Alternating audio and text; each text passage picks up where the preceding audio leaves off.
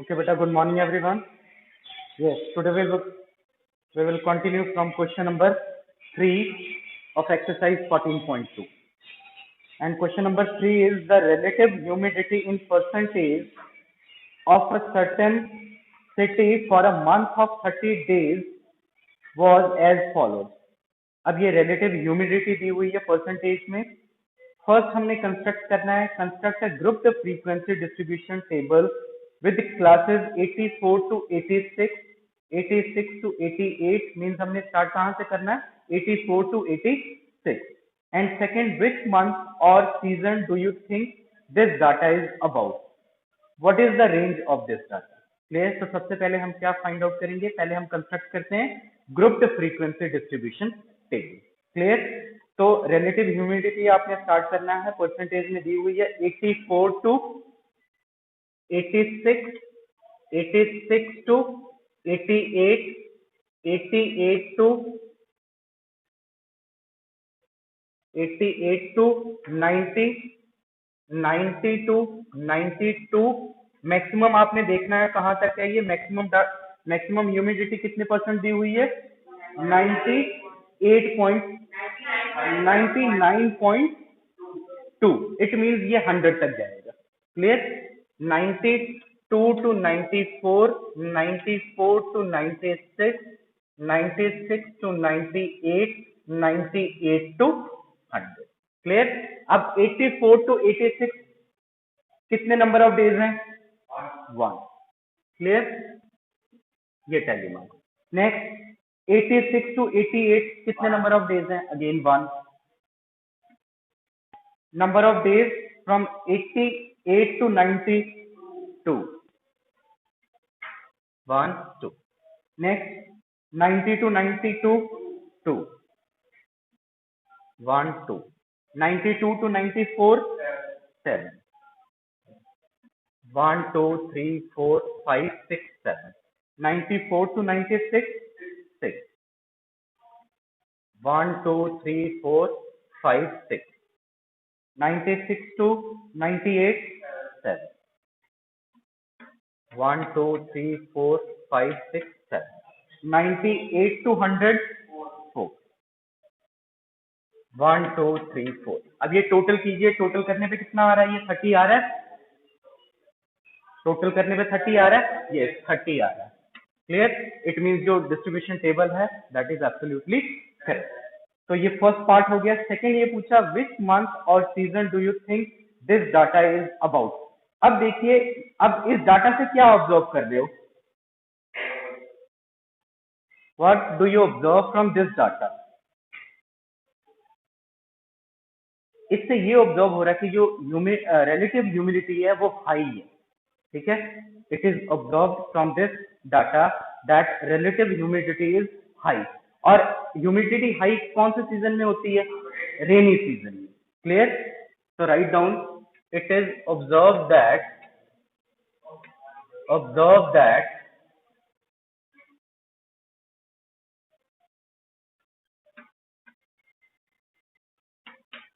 relative humidity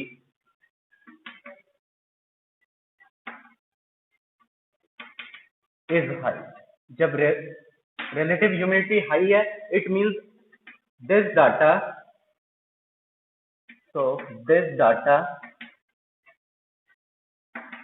is about rainy season.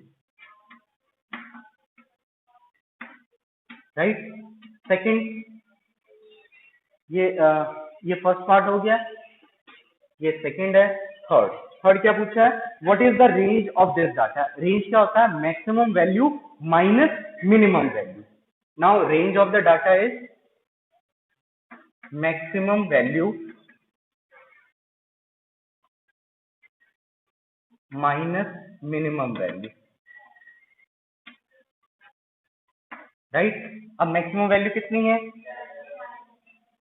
99.2, 99.2. and the minimum value is, yes, 84.9. and 99.2 minus 84.9 is equal to 14.3. Therefore, range of the data is 14.3. Clear? तो ये हमारा question number 3 complete. Next is exercise 14.3. Question number 1. A survey conducted by an organization for the cause of illness and death among the women between the age 15 to 44 in years worldwide found the following figures in percentage. ये आपको सारा data दिया हुआ है.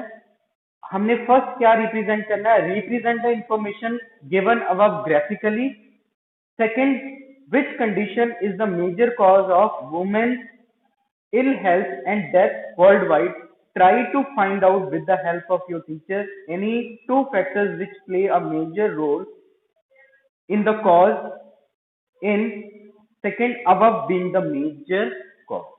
ठीक है, तो हमने कॉज जो है वो इलनेस का है वो बताना है. पहले हमने क्या करना है? डाटा को ग्राफिकली रिप्रेजेंट करना है. Yes, try to solve.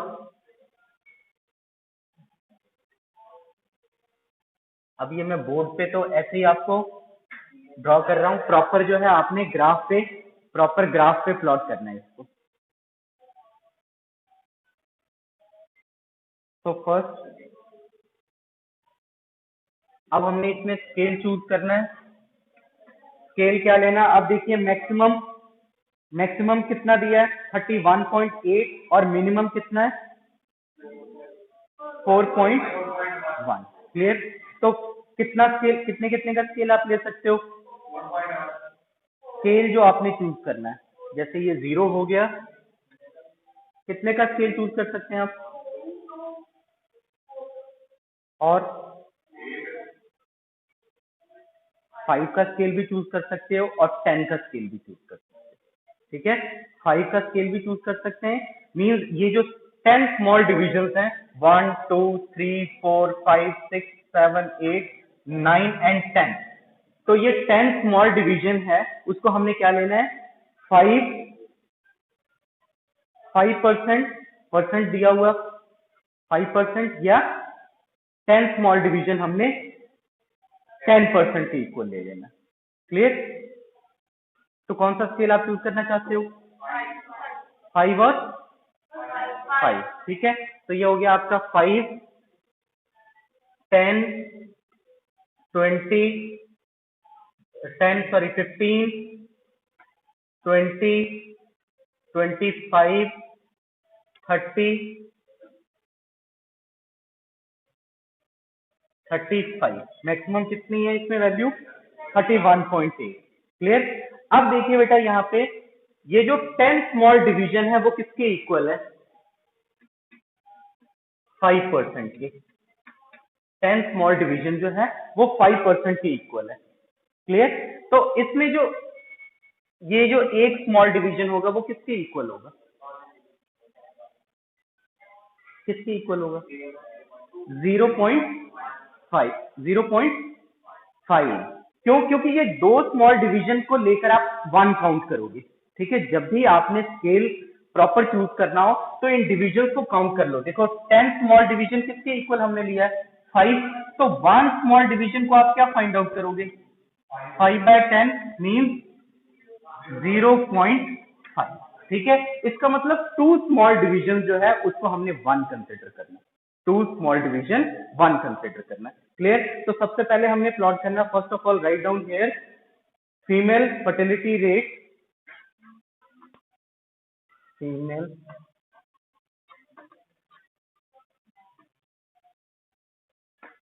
Rate in percentage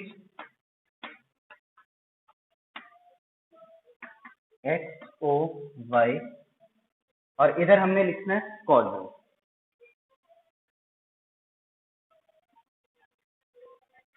right?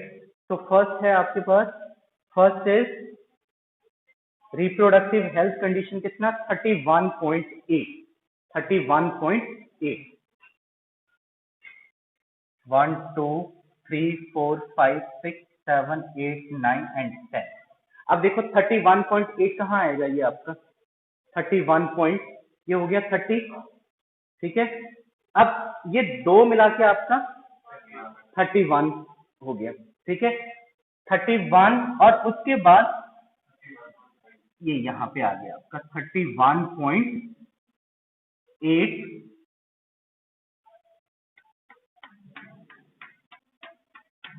ठीक है। तो ये आप इसके नीचे भी लिख सकते हैं, इसके सेंटर पे भी लिख सकते हैं, जो कॉज है that is reproductive health condition. Reproductive, यहाँ छोटा छोटा करके लिख लीजिए, reproductive health condition, right. Second is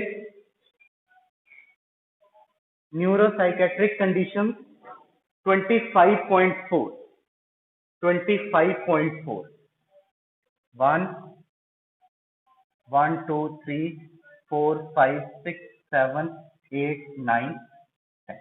अब 25.4 ये कितना हो गया, 25.1, 25.2, 25.3, 25.4 पहले मार्क से ही आएगा, ठीक है। क्यों? क्योंकि ये तो आपका 26 हो गया, दिस इज नॉट 25.1, ठीक है। क्योंकि जब आप ये कंसिडर करोगे ये 2 स्मॉल डिवीजन, वो आपका 1 यूनिट हो गया, मींस ये 26 हो गया। तो ये 25.4 जो है वो इसी के बीच में आएगा यहाँ पे, ठीक है, समझ आ गई बात, ठीक है। तो ये पहले में ही आएगा, क्योंकि जब आप ये 2 स्मॉल डिवीजन जब काउंट करोगे तो 26 हो जाएगा, ठीक है। तो ये आ गया आपका 25.4 and this is neuropsychiatric condition.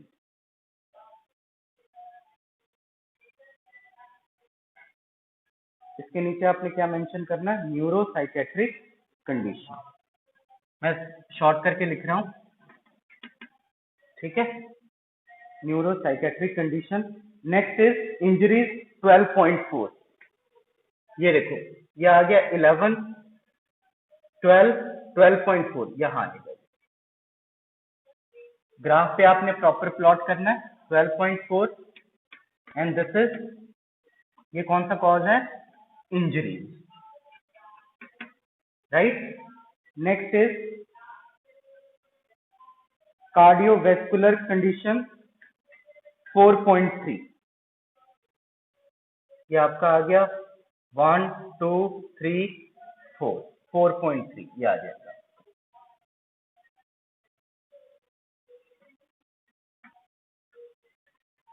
Cardiovascular condition, ठीक है। नेक्स्ट इज रेस्पिरेटरी कंडीशन 4.1, वो थोड़ा सा इसके नीचे आएगा 4.1, 4.1, this is respiratory condition.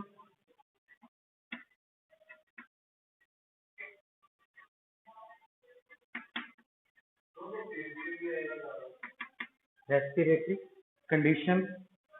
Next is other causes 22, 21, 22, ये तो एग्जैक्ट है, या ये सारा आपका other condition,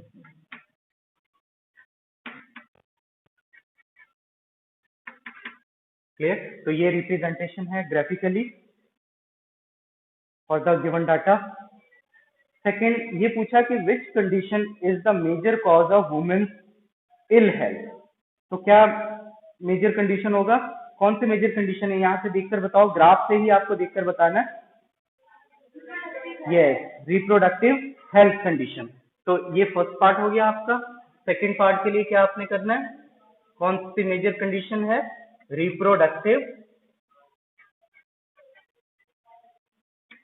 health condition, right. Third is, next क्या पूछा है, ये भी है कि try to find out with the help of your teacher any 2 factors which play a major role in the cause in above being a major cause। जो major cause है इसके क्या क्या फैक्टर्स हैं,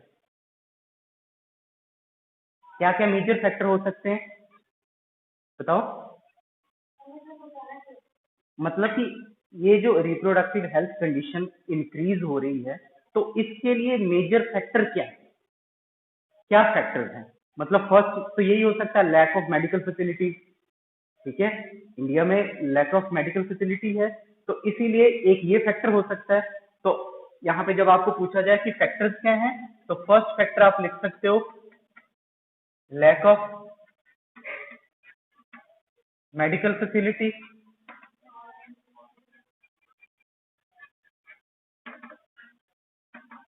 second yes lack of correct knowledge of the treatment, ठीक है, knowledge भी proper नहीं है, ठीक है, तो ये भी एक फैक्टर हो सकता है, लैक ऑफ नॉलेज